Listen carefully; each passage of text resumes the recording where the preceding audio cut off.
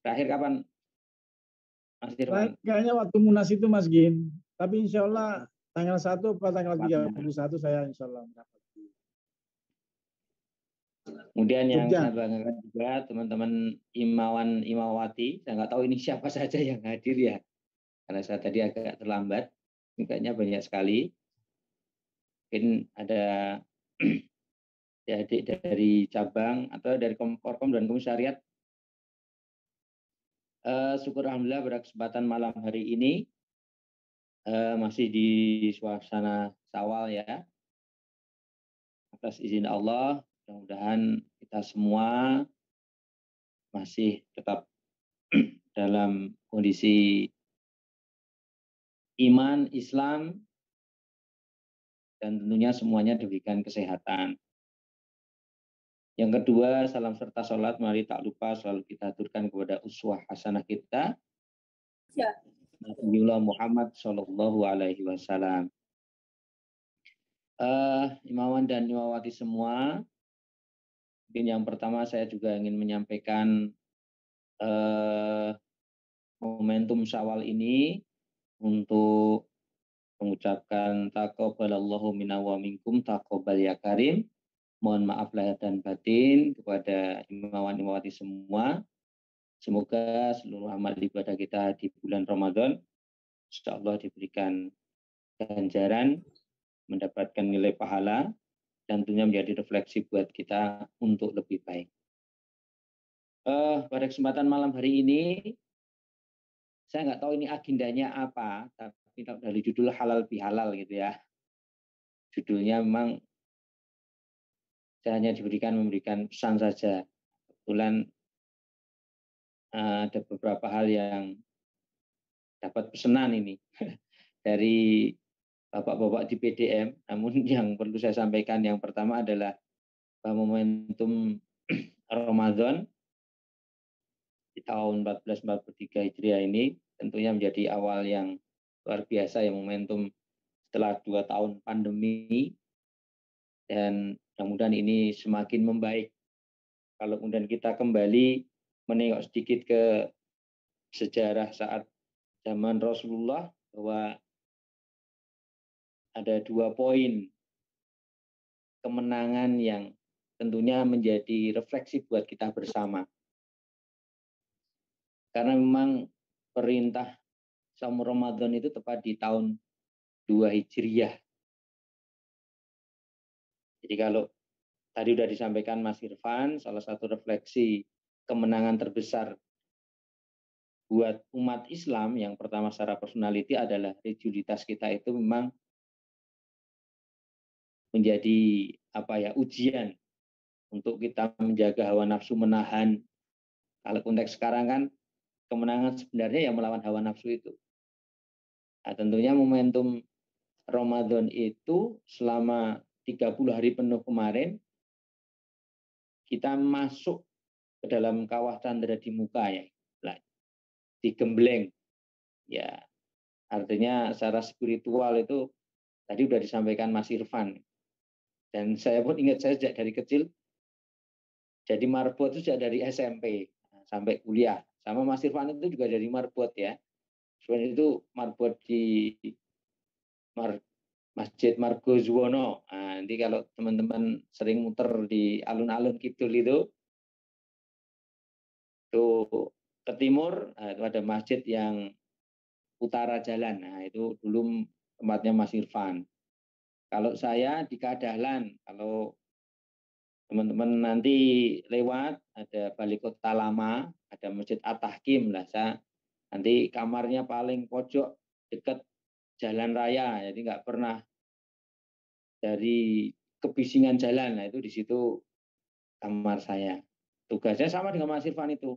Yang utama menjaga masjid, bersihin toilet, gitu ya Mas Irfan ya. Dan kalau kemudian direfleksikan kita, kan sebenarnya IMM dulu mempunyai sejarah panjang. Nah, sebelum dialektika tahun 98 memang dulu IMM itu menjadi gerakan lembaga dakwah kampus. Salah satu tugas utama IMM itu ya kalau bulan Ramadan harus terdepan nomor satu untuk memanage namanya RDK. Mungkin sekarang masih ya Ramadan di kampus. Saya nggak tahu masih IM atau bukan. Kalau dulu ya contohnya Mas Irfan, sebelum saya pun dulu namanya Mas Nurwanto yang sekarang dosen ya. Nah, dulu Mas Nur itu ya ketua RDK ya, ketua Korkom. Sama itu berbulan-bulan, 2 bulan itu menyiapkan untuk RDK-nya Ramadan di kampus. Ya. Dan 1 bulan di kampus, biasanya pulang atau mudiknya terakhir setelah sholat Id. Itu pengalaman-pengalaman. Artinya setiap kita sekarang di momentum COVID ini, saya pikir nilai yang paling kuat itu di situ itu. Bagaimana kita bisa mengijawantahkan dari 1 bulan penuh secara nilai-nilai spiritual itu apa yang menjadi refleksi buat kita. Itu yang pertama. Lalu yang kedua itu adalah momentum Ramadan, itu perintah puasa pertama di tahun 2 Hijriah itu adalah ada peristiwa besar ya. Perang pertama, perang Badar itu yang dilakukan oleh Rasulullah, yang saat itu jumlahnya masih sangat terbatas. Namun karena semangatnya tidak terlepas dari yang pertama tadi, kemenangan untuk bisa menjalankan ibadah secara personalitas, maka yang kedua ini adalah secara komunal, secara jamaah. Itu katakanlah kalau sekarang secara politis itu menjadi momentum kemenangan, menunjukkan eksistensi keislaman umat Islam saat itu bersama Rasulullah. Nah, saya pikir ini juga harus dijadikan catatan buat kita secara spesifik untuk IMM sendiri, untuk kita itu bagaimana. Untuk Muhammadiyah sendiri biasanya kalau kita di organisasi itu ya Ramadan itu menjadi penyemangat untuk mengumpulkan nutrisi ya setelah 30 hari itu, maka menjadi momentum awal untuk bisa lebih baik lagi. Artinya, contoh kalau masjid-masjid itu dalam pengelolaan itu setiap manajemen masjid itu pasti menjadi tolak ukurnya Ramadan itu. Kalau Ramadan tahun ini targetnya katakanlah jamaahnya atau zakatnya dan segala macam itu kan biasanya ada laporan ya. Artinya itu menjadi patokan untuk tahun berikutnya. Maka kalau kita di IMM, bagaimana momentum Ramadan ini nanti?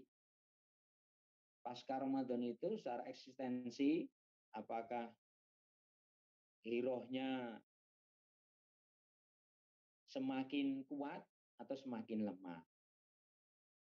Semangatnya untuk kebersamaan ya, membangun jaringan itu semakin, tadi sudah disinggung Mas Irfan, silaturahimnya semakin menguat atau semakin melemah.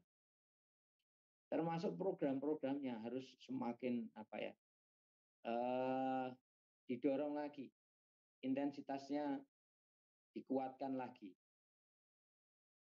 Itu poin-poinnya. Karena apa? Karena memang ya bagaimanapun sama seperti tadi disampaikan Mas Irfan, kita itu IMM itu adalah kalau kita orang Jawa ya, atau mungkin ya sebenarnya sama, ada terah atau di Makassar juga ada keluarga besar. Kita itu menjadi bagian dari sebuah keluarga besar. Ortum itu tentunya mempunyai banyak keluarga. Saya pikir eksistensi itu yang harus kemudian harus marwahnya dijaga. Dengan cara bagaimana? Dengan cara ya salah satunya semacam ini. Silaturahim. Apalagi sekarang medianya kan enak. Nggak seperti dahulu ya. Tinggal bagaimana kita mengambil peran-peran. Saya pikir dua hal yang tentunya akan menjadi penyemangat kita. Walaupun sebenarnya saya juga nggak sepakat ada ya karena memang dari awal yang menjadi satu otokritik itu adalah kalau di kita itu diferensiasi kader yang sangat kurang. Jadi dari komisariat, korkom, ke cabang itu prosentasi resapan kader itu sangat kecil sekali. Kalau komisariat itu jumlahnya sekarang saya nggak tahu berapa ya di AR itu. Kemudian yang masuk ke korkom berapa, dan yang masuk ke cabang lah, yang lainnya itu kemana? Itu yang selalu ingin saya selalu saya tanyakan itu kemana kemudian kalau nggak masuk ke korkom, ke cabang atau ke AMM, entah itu ke NA, entah itu pemuda, tapi rasa-rasanya itu presentasinya kecil. Contohnya di grup vokal IMM UMB itu mungkin jumlahnya sudah 250-an. Itu difasilitasi dengan media ya. Tapi kalau saya amati ya semuanya cair ya. Katakanlah kalau ada forum-forum kayak gini, itu mungkin nggak ada, jangankan 50% ya, mungkin 30%-nya sudah bagus. Itu karena itu tadi, formulasi organisasi itu yang dari dulu itu belum ada solusinya. Bagaimana dari komisariat ke korkom ke cabang itu kalau bisa ya semuanya masih aktif. Saya pikir kan tinggal bagaimana ini membuatkan peran-peran ya. Itu untuk organisasi lah. Saya pikir ini Mas Yamanan kan juga baru, walaupun ya sekarang sangat cepat ya Mas cabang itu. Karena ini juga ternyata cuman selisih berapa rumah Mas Irfan ini, dari rumah itu cuma 3 rumah itu markasnya cabang itu. Itu yang kedua ya, eksistensi cabang bagaimana. Nah, nanti biar nggak terlalu lama, nanti kita diskusi sharing aja. Nah, yang ketiga ini ada beberapa hal ya, karena kebetulan termasuk pagi tadi saya ngobrol dengan PH di PDM. Ya, ini kan sebenarnya ini juga bagus ini. Sebenarnya kenal semua kan. PDM kan cabang ini AR dan Jasman ya. Lagi ini tahun politiknya Muhammadiyah. Seolah bulan November kita sudah akan muktamar, kemudian Muswil dan Musda. Tadi yang disinggung terkait dengan Musda. Nah, monggo lah nanti ini isu-isu apakah nanti masih Mas Yamanan sampai kapan ya, saya nggak tahu. Tapi kalau masih, nanti mohon di update. Mungkin saya juga dijawil ya terkait itu ya. Karena jujur saya sendiri ini menjadi bagian karena saya di AUM kalau aktif di PDM-nya sudah lama. Saya dulu juga pasca di cabang itu di LHKP, kemudian diteruskan Mas Irfan itu ya. Nampaknya ini perlu karena dinamikanya sudah mulai dari sekarang dan AUM sudah terpetakan. Makanya saya harapkan nanti teman-teman IMM nanti bisa menjadi mempunyai daya tawar. Artinya yang terbaik ya tentunya kita dorong kan kayak gitu. Namun ya itu tadi tidak bisa kita berdiri sendiri kan, ada pemuda, ada AMM, cabang. Karena saat ini memang pasca pandemi ini memang antara cabang daerah dan ortom itu juga tidak seintens dulu. Jadi nampaknya ini nanti menjadi catatan untuk momentum ini.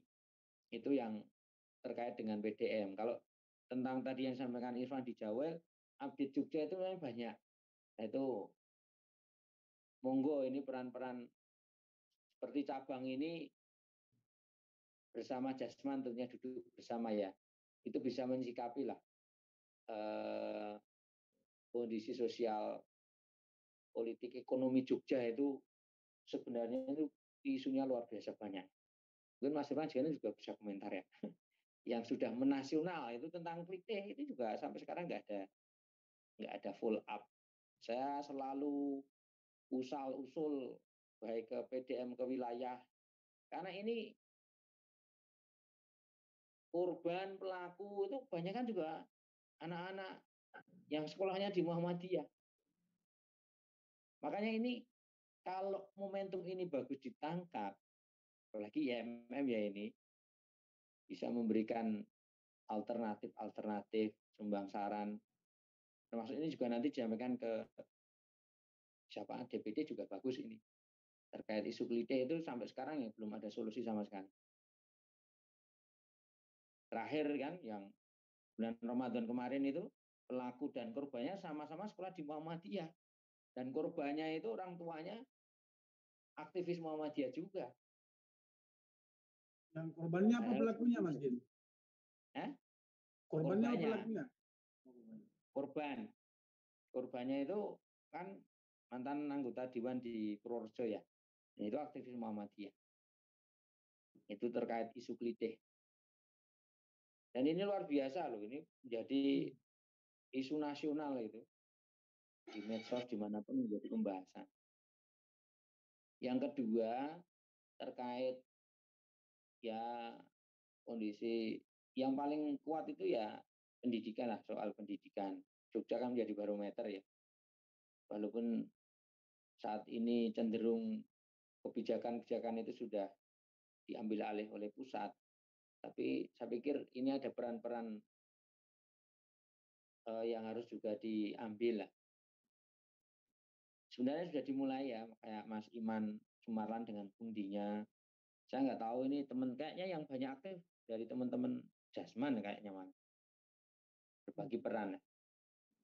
Tapi yang soal lain memang keberadaan sistem sosial politik ya. Selain klise itu tadi memang yang ini jarang disentuh itu memang kebijakan-kebijakan pemerintah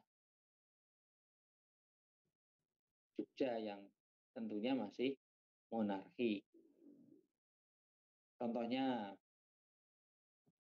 fungsi-fungsi yang sekarang itu kan jauh dan tidak ada yang angkat, tidak ada yang berani. Saya nggak tahu di Jogja. Karena kalau teman-teman lewat alun-alun utara itu ya hanya tahu aja di forum-forum medsos ya di FB, di CC itu ya hanya ya disinggung aja. Sembunyi-sembunyi, ngerasani. Dan nggak berani secara, dan padahal kita Jogja itu kalangan akademisi semua.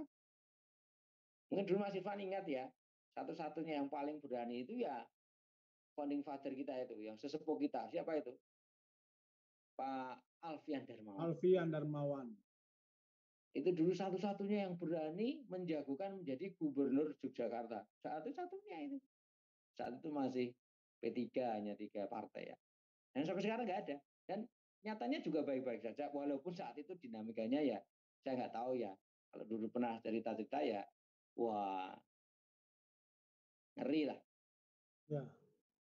Tapi ya alhamdulillah ya sampai sekarang beliau sehat walafiat. Dan beberapa senior kita sebenarnya sudah masuk ke lingkaran dekat dengan keraton. Karena sekarang kayak kebijakan Masjid Gede sendiri pun nampaknya tidak sedikit agak renggang lah. Karena hampir semua sekarang revitalisasi sekitar keraton itu semuanya berdampak atas nama keistimewaan. Mungkin besok Mas Irwan keliling lah ya. Semua joteng-joteng itu direvitalisasi, digusur semuanya. Fungsi-fungsi alun-alun itu sekitar masjid itu semuanya. Nah, itu eksistensinya kan kita kembali ke mundur sekian abad yang lalu. Iya, abad yang lalu itu. Padahal dulu kebijakan Sultan sebelum ke-10 ini kan malah egaliter ya, pemanfaatan alun-alun untuk masyarakat. Sekarang kan semuanya menjadi kembali lagi ke zaman sebelum inilah. Nah, fungsi-fungsi itu saya pikir menjadi menarik daripada isu-isu nasional yang maaf lu ya, kita itu kan sekarang sudah dibungkam lah pergerakan itu. Karena ya ini kemarin sebenarnya saya sering ditanya lah. Ditanya kalau di tingkatan grassroots itu sebenarnya itu positioning gerakan mahasiswa itu bagaimana atau Mas Gin? IMM itu bagaimana? pemuda Muhammadiyah itu bagaimana? Karena kita sangat terbukanya, sehingga positioning kita itu dibaca ya, maaf ya, ya ini kita seperti partai saja, tidak lebih. Karena elit-elit kita itu kalau sudah ditawari kekuasaan, udah habis, selesai. Idealismenya yang, nah ini kan tugas cabang ya, menjadi fasilitator, katalisator antara yang teman-teman di grassroots sampai di tingkat pusat. Artinya sejauh mana keberanian cabang itu bisa menyuarakan lah sampai ke level DPP kan kayak gitu. Harusnya kalau zaman saya dulu saya nggak tahu. Kalau Mas Irfan dinamikanya kan sekarang sudah sungguh luar biasa ya. Ya intinya keprihatinan lah, keprihatinan. Dari satu sisi itu mungkin dianggap prestasi, tapi sisi yang lainnya mungkin nanti dibahas. Artinya gini, artinya peran-peran intelektual kader itu semakin mudah tergadaikan lah bahasanya. Karena saya dengan Mas Ifran itu beberapa kali mesti nangani masalah-masalah yang kayak gitu tuh. Ujung-ujungnya itu ya mentok. Nah, saya pikir ini Mas Yamana juga punya tugas itu ya untuk benar-benar menguatkan tadi nilai-nilai hiro-hiro hitoh Muhammadiyah itu benar-benar bahwa kita itu ya benar-benar menjadi gerakan mahasiswa yang landasannya Al-Quran dan As-Sunnah. Jadi kalau ada tawaran-tawaran secara politis itu saya pikir ya nanti pada waktunya. Jangan terlalu prematur. Kemudian kita, maaf ya, belum berjuang itu sudah mendapatkan, ibaratnya orang kompetisi sepak bola atau kompetisi apapun, kita belum berkeringat, belum berdarah-darah kok sudah duduk leha-leha mendapatkan semua apa yang kita ingin, itu namanya instan kan.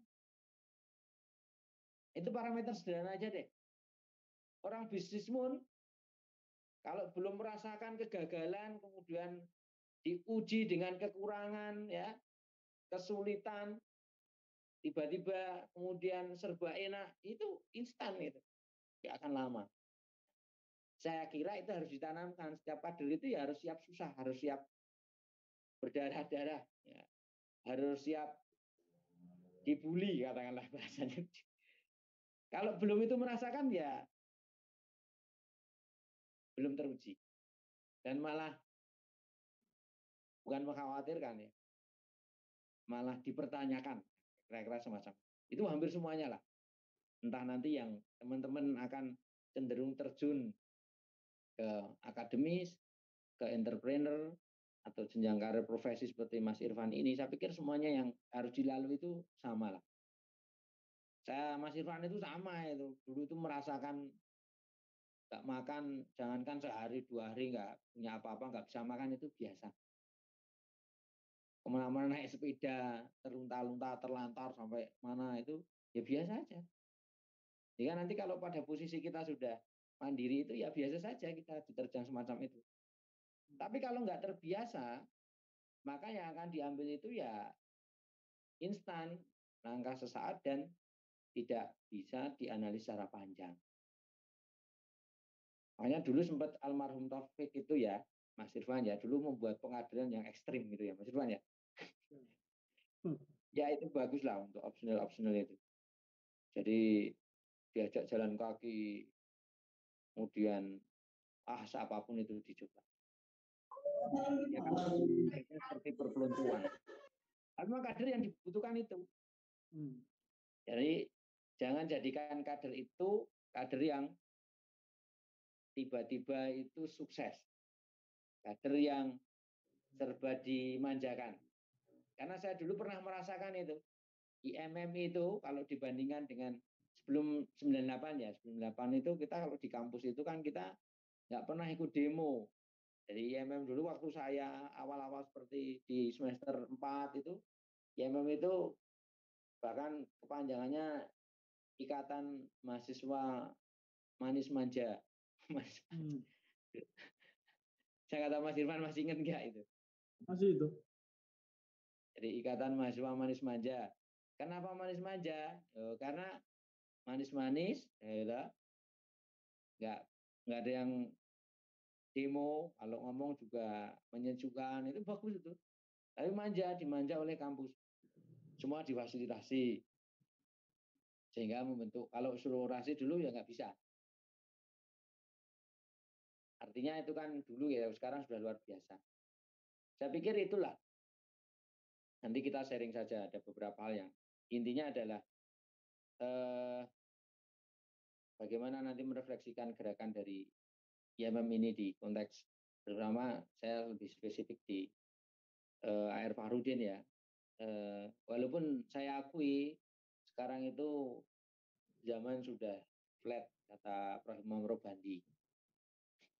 Dunia itu sekarang flat lagi, nggak bulat seperti dulu ya. Karena kita mau dari manapun startnya sama. Mau kita di kota, di desa, di gunung, di pantai, di laut, selama kita dapat sinyal, kita bisa dalam posisi yang sama. Daya tawarnya sama. Pengen suksesnya sama. Kalaupun gagal ya sama, semuanya sama. Maka ini keuntungan lah generasi milenial ini, generasi Z ini. Saya pikir banyak hal yang saya harus angkat topik. Mungkin kita ini Mas Irfan, generasi kita itu sangat jauh tertinggal ya tentang teknologinya, kecepatannya dalam merespon. Nah, saya pikir ini resourcement yang harus dikembangkan. Sudah tidak zamannya lagi seperti dulu. Contohnya dalam mendesain organisasi itu seperti harus kayak dulu ada bidang ini ya sekarang harus disesuaikan dengan kondisi sekarang.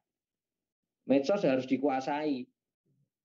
Kalau mahasiswa, wah selamat Milan dan City juara, boleh. Tapi itulah catatan-catatannya. Ini ada aktivis PAN, Mas Sigit, Bung Riyadi, Mas Sigit. Saya pikir itu catatan dari saya. Riyadi, Mas Gin. Oh, okay. Sekali lagi itu saya mengucapkan oleh-olehnya dari Surabaya. Surabaya cuma sehari. Saya pikir itu ya Mas Yamanan dan teman-teman AR. Beberapa catatan saya terkait momentum Syawalan ini. Mudah-mudahan tadi yang disampaikan Mas Irfan saya setuju, perbanyak untuk silaturahim kepada siapapun lah. Tidak harus senior, tidak, kita nggak minta di silaturahim tidak, tapi siapapun itu, semakin kita sering silaturahim, kita tentunya menambah jaringan, ya, menambah jaringan untuk pengembangan organisasi maupun secara personal. Kurang lebihnya mohon maaf, saya akhiri. Bila bisa bil haq wastabil khairat. Assalamualaikum warahmatullahi wabarakatuh. Waalaikumsalam. Begini Adam, saya kira jangan cuma saya dan Mas Gin yang menyampaikan pesan-pesan doa. Ada juga senior-senior lain. Tadi ada Mas Sigit, ini ada Rijal. Tadi ada Mas Sobar dulu. Sobar masih ada nggak Mas Sobar? Mas Sobar ada nggak? Mas Sobar masih ada nggak? Keluar ya? Mas Sobar sudah nggak ada. Ada Imawan Rijal Ramdhani. Ini juga senior dari. Oh, ada Mas Rijal ini. Sekarang ngambil S3 di Finlandia. Rijal masih terkonek nggak Rijal? Masih, karena. Assalamualaikum Mas Rijal. Waalaikumsalam warahmatullahi wabarakatuh.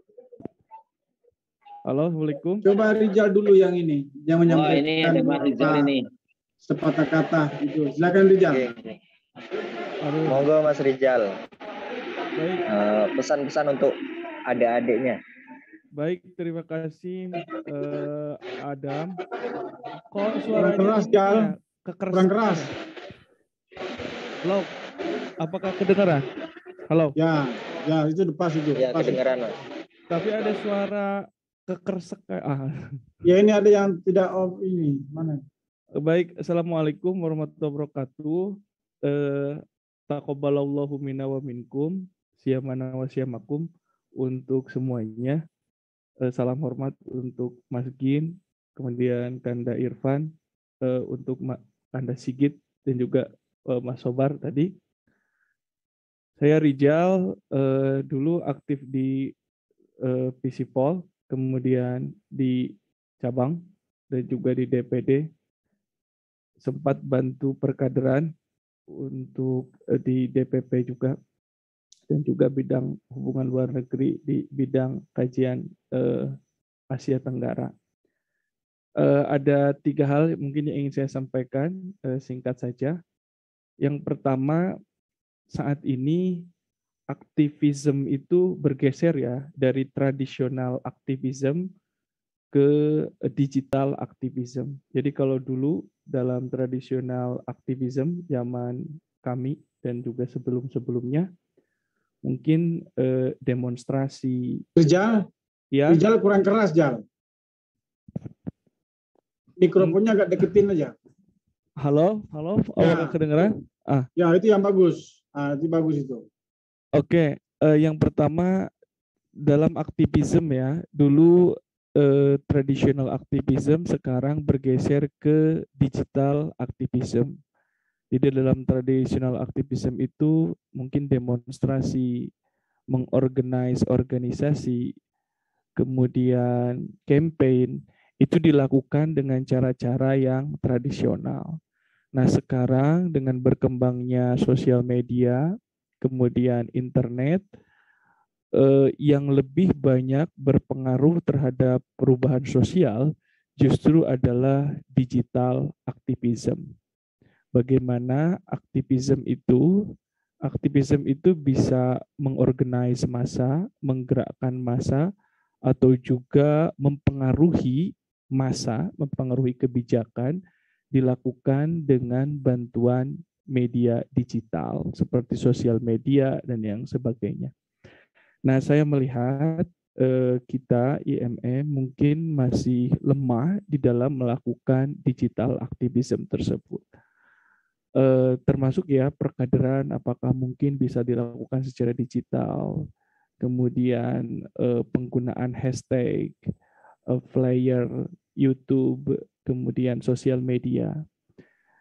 Contoh kecil DPP itu mungkin nggak punya Instagram, Facebook, dan Twitter yang pasti ya. Setiap pergantian periode berganti sosial medianya. Begitupun websitenya tidak jalan. Organisasi pergerakan mahasiswa di Indonesia yang websitenya bagus itu hanya HMI MPO. HMI DPO itu mati. Dan yang selainnya IMM juga sama websitenya mati. Padahal website itu adalah rumah pertama bagi orang luar untuk melihat organisasi tersebut. Itu yang pertama mengenai digital activism. Lihat ya kasus Wadas ya, Save Wadas itu hashtagnya itu menggerakkan dunia ya, sampai organisasi-organisasi besar seperti Friends of Earth, kemudian Greenpeace International itu semuanya ya mention atau melakukan hashtag Save Wadas. Nah, saya rasa IMM juga perlu memikirkan ya untuk bergeser ke digital activism dan digital mungkin aktivitas yang lainnya juga.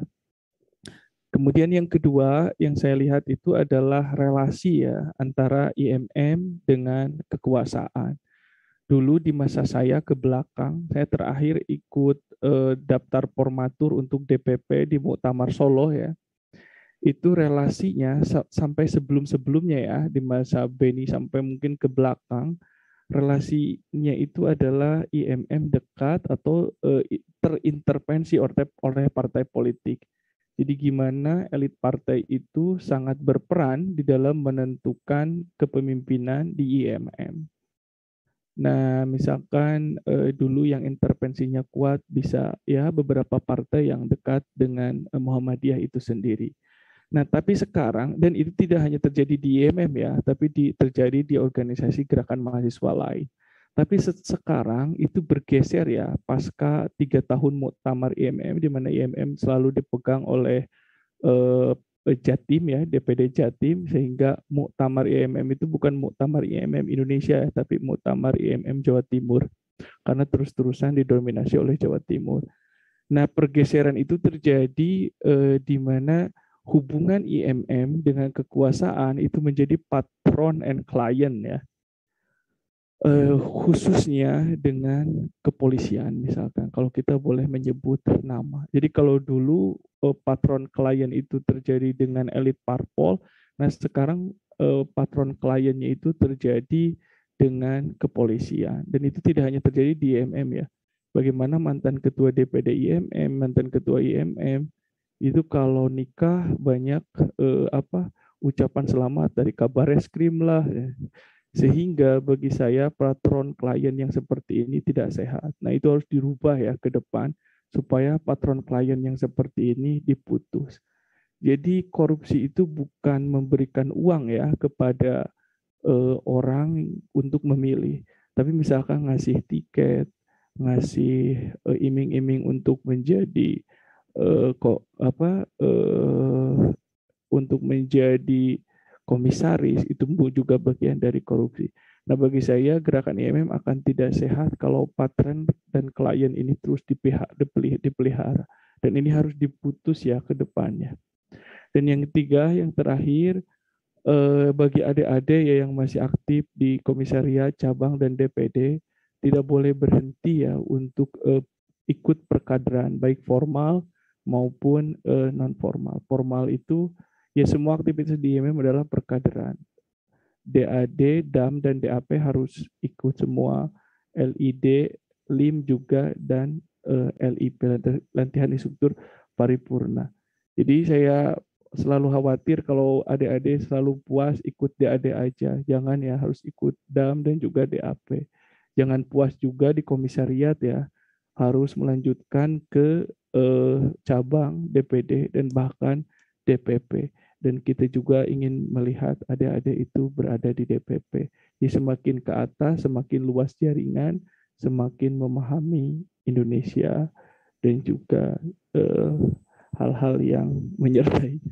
Saya rasa itu, terima kasih yang bisa saya sampaikan. Dan insya Allah 3 hal ini mungkin bisa saya tulis dalam beberapa waktu ke depan. Assalamualaikum warahmatullahi wabarakatuh. Waalaikumsalam warahmatullahi wabarakatuh. Terima kasih Mas Rijal. Ini ada Mas Sigit dan juga Mas Juan. Selanjutnya kita akan mendengarkan pesan-pesan dari Mas Sigit terlebih dahulu, setelah itu nanti ke Mas Juan. Monggo Mas Sigit, dipersilakan.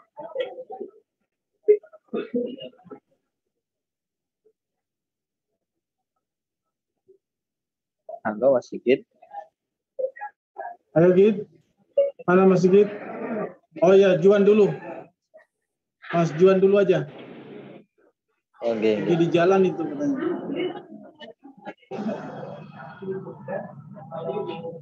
Mas Juan. Halo, assalamualaikum.